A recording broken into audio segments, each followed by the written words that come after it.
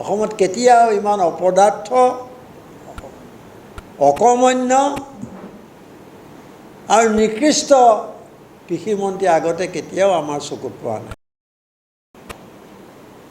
যে বিজেপিৰ শাসনত অসমত এতিয়া এক প্ৰকাৰ ডকাইতি ৰাজ চলিছে। কৰোনাৰ নামতো আনকি কেলেংকাৰীৰ সীমা নোহোৱা হৈছে আৰু এক প্ৰকাৰ অতি নিৰ্লজ্জভাৱে মুখ্যমন্ত্ৰীগৰাকীয়ে মৌনতা অৱলম্বন কৰিছে। 554 কোটি 1,72,000 টকা ভুৱা কৃষকৰ নামত হিমন্ত বিশ্ব শৰ্মাৰ চৰকাৰৰ মন্ত্ৰী বিধায়ক বিষয়া আমোলা আৰু স্থানীয় বিজেপি দালাল সকলে মিলি আত্মসাৎ কৰিলে। অসমে সন্মুখীন হোৱা এটা অতি ভয়ংকৰ সমস্যা আৰু এটা অতি গুৰুত্বপূৰ্ণ সমস্যা, যিটোৰ বিষয়ে চৰকাৰে নিজেই তথ্য দিছিল, অথচ এই পৰ্যন্ত চৰকাৰে একো নকৰি মনে মনে বহি আছে। তেনে এটা বিষয়ক লৈ বা সেই সম্পৰ্কীয় কিছু কথা ক'বৰ বাবে আপোনালোকক আজি আমন্ত্ৰণ জনাইছোঁ।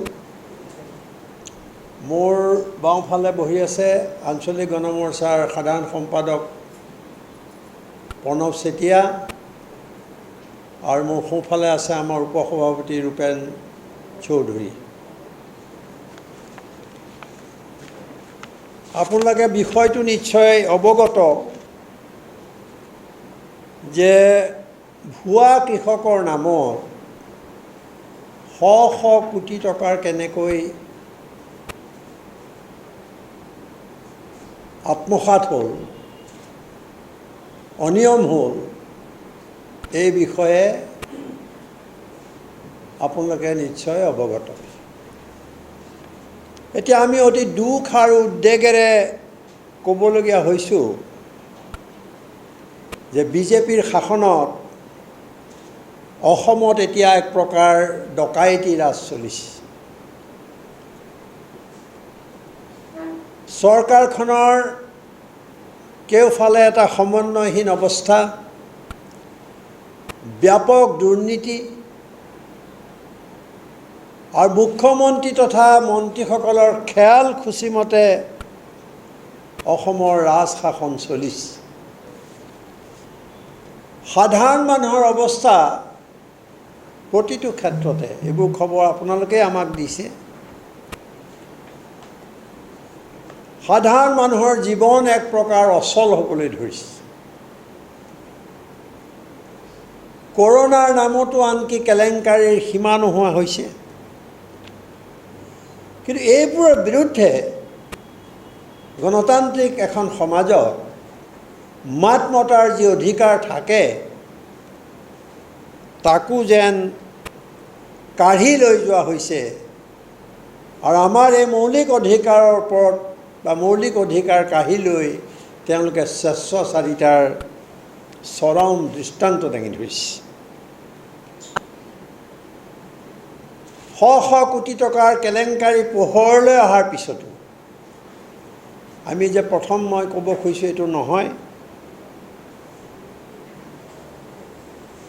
অতি দুৰ্ভাগ্যজনকভাৱে আৰু এক প্ৰকাৰ অতি নিৰ্লজ্জভাৱে মুখ্যমন্ত্ৰীগৰাকীয়ে মৌনতা অৱলম্বন কৰিছে।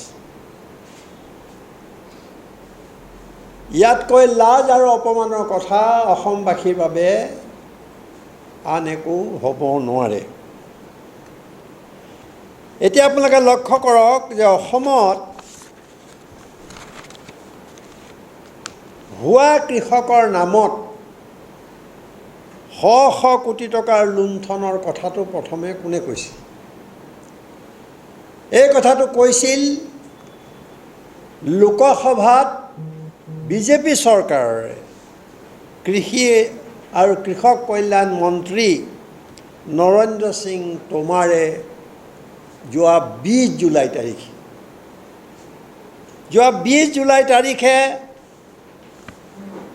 সংসদৰ মজিয়াত তেওঁ স্বীকাৰ কৰিছিল আৰু এই স্বীকাৰ কৰি লোৱাৰ পিছত আজি এটা মাহ পাৰ হৈ গ'ল সেই সম্পৰ্কে একোৱেই নহ'ল অসমৰ মুখ্যমন্ত্ৰীগৰাকীয়ে ৰাজ্যত ঘটি যোৱা এনে এটা ঘটনা দেশ এইটো এটা ডকাইতি এই ঘটনা মুকলিলৈ অহাৰ পিছতো এমাহ সময় পাৰ হৈ গ'ল তেওঁ একো নকৰিলে এই বিষয়ে কিবা ক'বলৈ এটা মাহতকৈ আৰু কিমান সময় লাগে আমি ধৰি লওঁ যে বিষয়টোৰ ওপৰত মাত মাতিবৰ বাবে মুখ্যমন্ত্ৰীগৰাকীৰ সাহসৰ অভাৱ কেন্দ্ৰীয় চৰকাৰ আঁচনি আপোনালোকে জানে PM কিষাণ সন্মান নিধি 10 বা 20 লাখ টকাৰ কথা নহয় 554 কোটি 1,72,000 মই আকৌ কৈছোঁ যে 554 কোটি 1,72,000 টকা ভুৱা কৃষকৰ নামত হিমন্ত বিশ্ব শৰ্মাৰ চৰকাৰৰ মন্ত্ৰী বিধায়ক বিষয়া আমোলা আৰু স্থানীয় বিজেপি দালাল সকলে মিলি আত্মসাৎ কৰিলে এইবোৰ ওলাই গৈছে তা আমাৰ প্ৰশ্ন হৈছে এইটোৱেই যে ইমান এটা ডাঙৰ ঘটনা পোহৰলৈ অহাৰ পিছত স্বয়ং কেন্দ্ৰীয় মন্ত্ৰীগৰাকীয়ে কৃষি মন্ত্ৰীগৰাকীয়ে সদনত কোৱাৰ পিছত এই ডকাইতি সম্পৰ্কত মুখ্যমন্ত্ৰীৰ ক'বলগীয়া একো নাই নেকি মুঠ 8,35,268 গৰাকী 8,35,268 গৰাকী অস্তিত্বহীন অৰ্থাৎ ভুৱা কৃষকৰ নামত চৰকাৰী আঁচনিৰ এই বিশাল পৰিমাণৰ ধন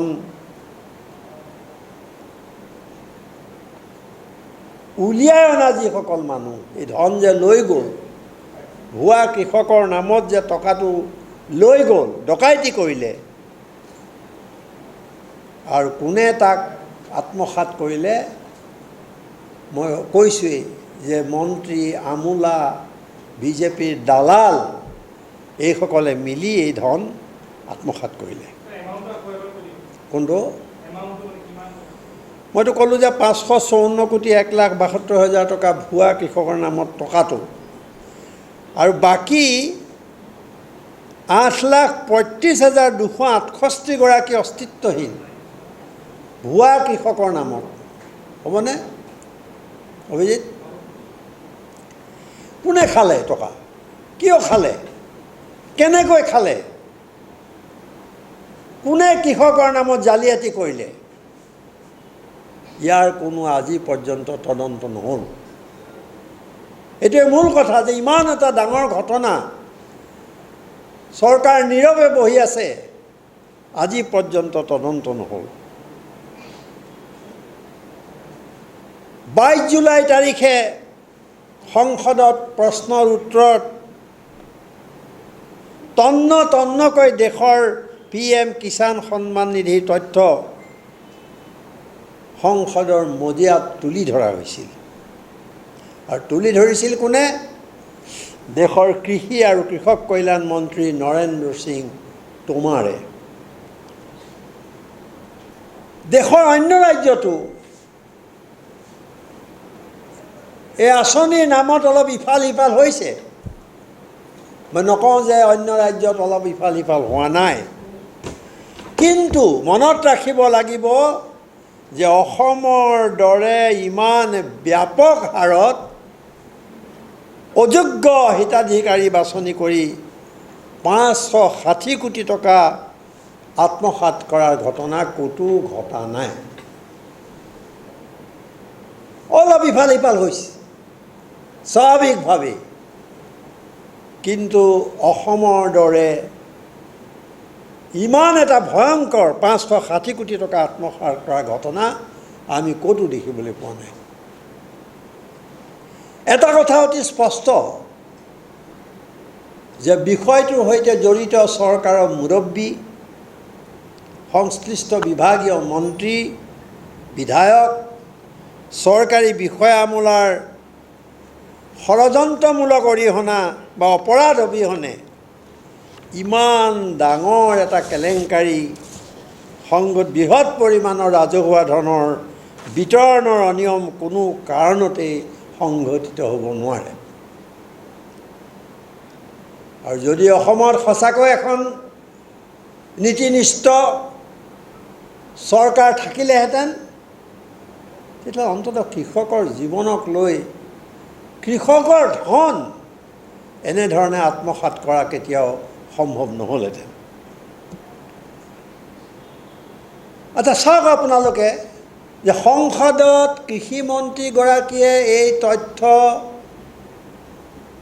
মুকলি কৰি দিয়াৰ পিছত, এই তথ্য দিয়াৰ পিছত লগে লগে অসম চৰকাৰে এটা গোচৰ পঞ্জীভুক্ত কৰিব লাগিছিল আৰু ইয়াৰ তদন্ত আৰম্ভ কৰিব লাগিছিল। মই আকৌ কৈছোঁ যে এই কথাটো যেতিয়া প্ৰকাশ কৰিলে মন্ত্ৰীগৰাকীয়ে সংসদত, লগে লগে অসম চৰকাৰে এটা গোচৰ পঞ্জীভুক্ত কৰিব লাগিছিল আৰু তদন্ত আৰম্ভ কৰিব লাগিছিল, মানে বিচাৰ আৰম্ভ হ'ব লাগিছিল।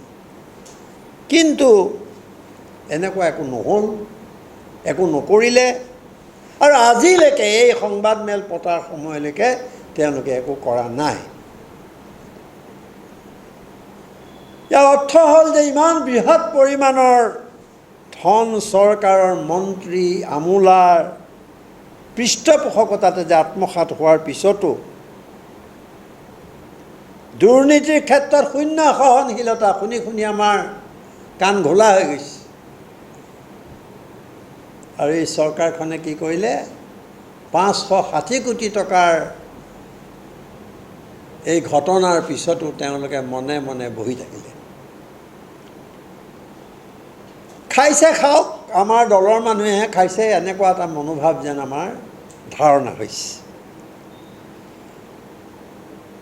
আচ্ছা, নিজে চৰকাৰখনে একো নকৰিলে, আকৌ ইফালেদি চাওক, নিজেতো একো নকৰিলেই, দুৰ্নীতিত আকণ্ঠ ডুবি থকা চৰকাৰখনৰ যি বহতীয়া পুলিচ, আৰক্ষী, তেওঁলোকে কি কৰিলে আপোনালোকে এটা মই ডাঙৰ তথ্য দিছোঁ। এগৰাকী সচেতন নাগৰিক আৰু সক্ৰিয় ৰাজহুৱা কৰ্মীয়ে এখন এজাহাৰ দাখিল কৰিছিল, আৰু সেই এজাহাৰখনৰ ক্ষেত্ৰত এই পৰ্যন্ত পুলিচে আৰক্ষীয়ে একো ব্যৱস্থাই নল'লে। চাওক আপোনালোকে গোটেই কথাটো, চৰকাৰে তদন্ত নকৰিলে এমাহ, পুলিচত এজন নাগৰিকে, সচেতন নাগৰিকে, ৰাজহুৱা কৰ্মীয়ে, সমাজকৰ্মীয়ে এখন FIR দিছিলে, সেইখনো তেওঁলোকে আনকি এই পৰ্যন্ত একো ব্যৱস্থা নল'লে। 22 জুলাইত দাখিল কৰিছিলে এইখন। 22 জুলাইত দাখিল কৰা ইমান ভয়ংকৰ অভিযোগৰ বেলিকা আজিলৈকে যুৱকজনৰ সাক্ষ্য পৰ্যন্ত লোৱা হোৱা নাই। তেওঁ সাক্ষ্য ল'ব লাগিছিল, মাতিব লাগিছিল, সাক্ষ্য ল'ব লাগিছিল, ঘটনাটো চাব লাগিছিল, কিন্তু তেওঁলোকে আজিলৈকে কোনো প্ৰয়োজনেই অনুভৱ কৰা নাই যে যুৱকজনৰ সাক্ষ্য ল'ব লাগে। এইটো মই চাই দিব লাগিব, অলপমান কাগজখন নাছিল, মই পিছত কৈ দিব পাৰিম থানাত ক'ত দিছে, কিন্তু মই তেওঁক জানো। এই যে এক ধৰণৰ অদ্ভুত বেপৰোৱা যিটো স্থিতি চৰকাৰৰ, তাৰ আঁৰত কি ৰহস্য আছে আমি জানিব লাগে, আমাৰ জনাৰ অধিকাৰ আছে। এনে স্থিতিৰে চৰকাৰখনে কাক নিৰাপত্তা দিব খুজিছে? এই যে গোটেইবোৰে মিলি আত্মসাৎ কৰিলে, সেই মানুহখিনিক তেওঁলোকে নিৰাপত্তা দিব খুজিছে, এই কথা অস্পষ্ট হৈ গৈছে। ভুৱা কৃষকৰ নামত এনেদৰে উলিয়াই নিয়া, আত্মসাৎ কৰা সমস্ত 554 কোটি 1,72,000 টকা ভুৱা হিতাধিকাৰীৰ পৰা হাতৰ পৰা ঘূৰাই অনা হ'ব বুলি কেন্দ্ৰীয় মন্ত্ৰীগৰাকীয়ে প্ৰকাশ কৰিছিল। বোধকৰো গুৱাহাটীতে কৰিছিল। আপোনালোকৰ প্ৰশ্নৰ উত্তৰ। এতিয়া এই কথা ক'ব লাগে, অসমৰ মুখ্যমন্ত্ৰীগৰাকীয়ে ৰাইজক জনাব লাগে, প্ৰকাশ কৰিব লাগে যে ইমানবোৰ ঘটনাৰ পিছত কি হ'ল। আৰু তেওঁ জনাব লাগে, বা চৰকাৰক অসম চৰকাৰৰ মুখ্যমন্ত্ৰীগৰাকীয়ে ৰাইজক জনাব পাৰিবনে নাই যে এই প্ৰায় 600 কোটি টকা চৰকাৰ হাতলৈ কেতিয়া ঘূৰি আহিব। মুখ্যমন্ত্ৰীৰ অৱস্থান, তেওঁৰ যি স্থিতি, সেয়া অত্যন্ত ৰহস্যজনক। কেলৈ কৈছোঁ? ৰাজ্যখনৰ ইমান ভয়ংকৰ কেলেংকাৰী এটাক লৈ অসমৰ মুখ্যমন্ত্ৰীগৰাকীয়ে সিদিনা মাত্ৰ শেষ হৈছে অসম বিধানসভাৰ অধিৱেশন। সেই অধিৱেশনতো তেওঁ এটা বিবৃতি দিয়াৰ উচিত নাছিলনে? অধিৱেশনত তেওঁ এই বিষয়ে এটা বিবৃতি দিব নালাগিছিলনে? কিন্তু নাই দিয়া। কিয় নিদিলে? কিয় দিব নোৱাৰিলে? এইটো এটা বহুত ডাঙৰ প্ৰশ্ন। মই ক'ব খুজিছোঁ, যদি সাহস আছে, ন্যূনতম সততা আছে, তেন্তে মুখ্যমন্ত্ৰীগৰাকীয়ে এতিয়াও এটা ৰাজহুৱা বিবৃতি প্ৰদান কৰক, এটা ৰাজহুৱা বিবৃতি দিয়ক। আৰু এই 100 কোটি টকাৰ সৰলুকিৰ এটা উপযুক্ত আৰু নিৰপেক্ষ তদন্তৰ ব্যৱস্থা কৰক। আপোনালোকৰ মনলৈ আহিব পাৰে যে মই এতিয়াও বিভাগীয় মন্ত্ৰীগৰাকী, কৃষি মন্ত্ৰীগৰাকী অতুল বৰাৰ বিষয়ে একোৱেই কোৱা নাই। আচলতে তেওঁৰ বিষয়ে আমি যিমানেই কমকৈ কওঁ সিমানেই ভাল বুলি ভাবোঁ। অসমৰ ইতিহাসত আমি দেখিছোঁ, ইতিহাস ৰাজ্যখনত এতিয়ালৈকে আটাইতকৈ নিকৃষ্ট কৃষিমন্ত্ৰীগৰাকীয়ে হ'ল অতুল বৰা। অসমত কেতিয়াও ইমান অপদাৰ্থ, অকৰ্মণ্য আৰু নিকৃষ্ট কৃষিমন্ত্ৰী আগতে কেতিয়াও আমাৰ চকুত পৰা নাই। বেয়া আছিল, সীমাবদ্ধতা আছিল, অসুবিধা আছিল, কিন্তু ইমান অকৰ্মণ্য, অপদাৰ্থ আৰু নিকৃষ্ট মানসিকতাৰ মন্ত্ৰী এজন নাই। বিভাগটোৰ যদি শীৰ্ষত বহি থকা মন্ত্ৰীজনৰ আশীৰ্বাদ যদি নাথাকে আৰু কিবা যদি অংক নাথাকে, তেন্তে ইমান ডাঙৰ 600 কোটি টকাৰ কেলেংকাৰী এটা কেতিয়াও সংঘটিত হ'ব নোৱাৰে। এই কথা এটা সামান্য সৰু ল'ৰাইও বুজি পাব। এইটো বুজিবলৈ বৰ বেছি মগজুৰ প্ৰয়োজন নাই, বয়সৰ প্ৰয়োজন নাই, অভিজ্ঞতাৰ প্ৰয়োজন নাই। সাধাৰণ ল'ৰা এটাই কথাটো বুজি পাব। গতিকে মই কৈছোঁ, এটা সমস্ত কেলেংকাৰী আমি এটা উচ্চ পৰ্যায়ৰ তদন্ত দাবী কৰিছোঁ। মুখ্যমন্ত্ৰীগৰাকীয়ে তেওঁৰ স্থিতি স্পষ্ট কৰিব লাগিব আৰু তদন্তৰ স্বাৰ্থত কৃষি মন্ত্ৰীজনক মন্ত্ৰিত্বৰ পৰা আঁতৰাই তদন্ত আগবঢ়াব লাগিব। তদন্তৰ স্বাৰ্থত এটা উচ্চ পৰ্যায়ৰ নিৰপেক্ষ তদন্ত কৰিব লাগিব আৰু তদন্তৰ স্বাৰ্থত বিভাগীয় মন্ত্ৰীগৰাকীক আঁতৰাই লৈ পেলাই তদন্ত প্ৰক্ৰিয়া আৰম্ভ কৰিব লাগিব। অন্যথা ৰাইজে আৰু আমি বুজিম যে ইয়াত স্বয়ং মুখ্যমন্ত্ৰী হিমন্ত বিশ্ব শৰ্মাৰো নিশ্চয় কিবা অংক আছিল।